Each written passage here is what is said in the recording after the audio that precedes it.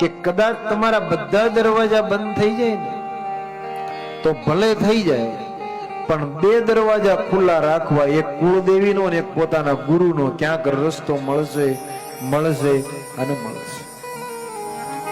કદાચ તમે મંદિરમાં જાઓ અને મંદિરમાં તમારે દુઃખની વાત કરવી હોય તો મંદિર ટાઈમે બંધ થઈ જાય, પછી તમે વાત ન કરી કે અત્યારે ભગવાન પોટી ગયા છે. મંદિર ટાઈમે બંધ થઈ જાય, તમે વાત ન કરી.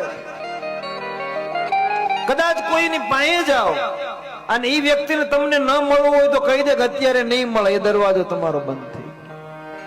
ડોક્ટરના પગથિયા ચડી જાઓ, ડોક્ટર ના પાડી દે કે આ સંતાન થાય એવું નથી, અને તમે દવાખાનાના પગથિયા ઉતરી જાઓ અને એ તમારો રસ્તો બંધ થઈ જાય, અને પછી તમને એમ થાય કે હવે કયો રસ્તો?